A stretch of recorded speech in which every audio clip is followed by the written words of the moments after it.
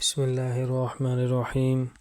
محترم خواتین و حضرات، امید ہے آپ سب خیر و عافیت کے ساتھ ایمان و یقین کی بہترین حالت میں ہوں گے۔ آج ہم اللہ تبارک و تعالیٰ کے فضل و کرم سے میت کو کفن پہنانے کے طریقے کے بارے میں جانیں گے۔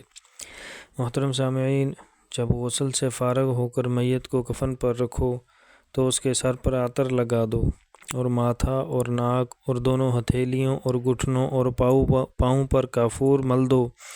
مرد کو 3 کپڑوں میں اور عورت کو 5 کپڑوں میں کفن دینا سنت ہے۔ نمبر 1، ازار، سر سے لے کر پاؤں تک۔ نمبر 2، چادر، جو ازار سے 1 ہاتھ بڑی ہو، اس کو لفافہ کہتے ہیں۔ نمبر 3، کرتا، گلے سے لے کر پاؤں تک، جس میں نہ آستین ہوں نہ کلیاں ہوں، اس کو کفنی کہتے ہیں۔ یہ تینوں کپڑے مرد و عورت دونوں کے کفن میں ہوتے ہیں۔ عورت کے کفن میں 2 کپڑے جو زیادہ ہیں وہ یہ ہیں: ایک سر بند جو 3 ہاتھ لمبا ہو، اس کو اوڑھنی بھی کہتے ہیں۔ دوسرا سینہ بند جو چھاتیوں سے لے کر رانوں تک ہو۔ قبرستان لے جاتے وقت جو چادر اوپر سے ڈالتے ہیں وہ کفن سے خارج ہے، لیکن عورت کے جنازہ پر چادر بوجہ پردہ کے ضروری ہے اور مرد کے جنازہ پر ڈالنا ضروری نہیں۔ عام طور سے مرد کے کفن میں اوپری چادر کے علاوہ 10 گز کپڑا خرچ ہوتا ہے اور عورت کے لیے اوپر کی چادر ملا کر 22 گز کپڑا لگتا ہے، اور بچہ کے لیے اس کے قد و قامت کے اعتبار سے کپڑا لیا جائے۔ محترم سامعین، جب کسی مردے کو کفن پہنانے لگو تو پہلے کفن کو لوبان وغیرہ سے 1 مرتبہ یا 3 مرتبہ یا 5 مرتبہ یا 7 مرتبہ دھونی دینی چاہیے، اس سے زیادہ نہ کریں۔ پھر مرد کے لیے پہلے لفافہ، اوپر لپیٹنے کی چادر چارپائی پر بچھائیں، اس کے اوپر ازار بچھائی جائے۔ پھر میت کو غسل دینے اور پونچھنے کے بعد کفنی پہنا کر ازار کے اوپر لٹا دیں، یا ازار کے اوپر کفنی کو پہلے دوہرا کر کے بیچ میں چاک کھول دیں اور اس طرح بچھائیں کہ اس کا آدھا اوپر کا حصہ اکٹھا کر کے سرہانے کی طرف رکھ دیں۔ پھر میت کو پیچھے بچھے ہوئے کفن پر لٹا کر کفنی یعنی کرتے کا گریبان سر میں ڈال کر اس کا اوپر کا حصہ جو اکٹھا کیا ہوا تھا بدن پر پھیلا دیں تاکہ کندھوں سے پنڈلیوں تک آ جائے۔ اب تہہ بند آہستہ سے کھینچ لیں۔ یہ طریقہ آسان ہے۔ پھر اس کے سر، داڑھی اور تمام بدن کو خوشبو لگائی جائے، یہ مستحب ہے۔ مرد کے لیے سوائے زعفران اور ورس کے ہر قسم کی خوشبو جائز ہے، مرکب خوشبو ہونا اچھا ہے۔ پھر اس کے اعضائے سجود یعنی پیشانی، ناک، دونوں ہاتھوں، دونوں گھٹنوں اور دونوں قدموں پر کافور لگائیں، خواہ احرام کی حالت میں مرا ہو یا بغیر احرام کے۔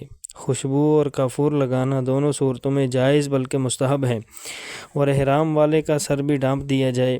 پھر ازار کو بائیں طرف سے اس پر لپیٹیں، پھر داہنی طرف سے لپیٹیں تاکہ داہنی جانب اوپر رہے۔ پھر لفافہ یعنی پوٹ کی چادر اسی طرح پہلے بائیں طرف سے پھر داہنی طرف سے لپیٹیں۔ اگر کفن کھل جانے کا خوف ہو تو کپڑے کی دجی سے سر اور پاؤں کی طرف سے باندھ دیں۔ میت کے دونوں ہاتھ اس کے دونوں پہلوؤں میں رکھے جائیں، اس کے سینے پر نہ رکھیں۔ عورت کے کفن کو بھی مرد کے کفن کی طرح پہلے لوبان وغیرہ سے دھونی دینے کے بعد پہلے سینہ بند بچھائیں، پھر اس کے اوپر لفافہ، پھر اس کے اوپر ازار بچھائیں اور میت کو کفنی پہنا کر اس پر لٹا دیں، یا اس پر کفنی بچھا کر اور کفنی کا اوپر کا حصہ لپیٹ کر سرہانے پر رکھ کر اس پر میت کو رکھ دیں اور گریبان سر میں ڈال کر کفنی پہنا کر تہہ بند کھینچ لیں۔ پھر اس کے بالوں کے 2 حصے کر کے سینے پر کفنی کے اندر رکھ دیں، ایک حصہ دائیں طرف اور ایک حصہ بائیں طرف، اور اس کے اوپر اوڑھنی سربند سر پر اور بالوں پر ڈال دیں۔ اس طرح کے نصف پشت کے نیچے سے بچھا کر سر پر لا کر نقاب کی طرح سینہ پر ڈال دیں۔ اس کو باندھنا اور لپیٹنا نہیں چاہیے۔ اس کا طول سینے سے پشت تک یعنی تقریباً 2 ہاتھ ہے، اور عرض ایک کان کی لو سے دوسرے کان کی لو تک یعنی تقریباً 2 بالشت ہے۔ پھر ازار کو پہلے بائیں جانب سے پھر دائیں جانب سے لپیٹیں، پھر لفافے کو اسی طرح لپیٹیں جیسا کہ مرد کے لیے بیان کیا۔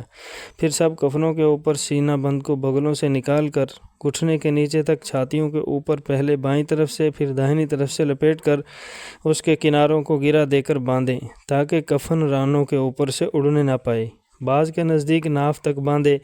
اگر سینہ بند کو اوڑھنے کے بعد ازار لپیٹنے سے پہلے ہی باندھ دیا تب بھی جائز ہے، اور اگر ازار لپیٹنے کے بعد لفافہ یعنی اوپر کی چادر لپیٹنے سے پہلے باندھ دیا تب بھی جائز ہے، اور یہی ظاہر ہے۔ پھر کسی دجی سے سر اور پیر کی طرف سے کفن کو باندھ دیں اور ایک بند کمر کے پاس بھی باندھ دیں تاکہ راستے میں کہیں سے کھل نہ جائے۔ تو یہ تھا میرے محترم سامعین کفن پہنانے کا سنت طریقہ۔ اللہ رب العزت سے دعا ہے کہ اللہ تعالی ہمیں سمجھنے کی اور عمل کرنے کی توفیق عطا فرمائے اور دوسروں تک پہنچانے کی بھی توفیق عطا فرمائے۔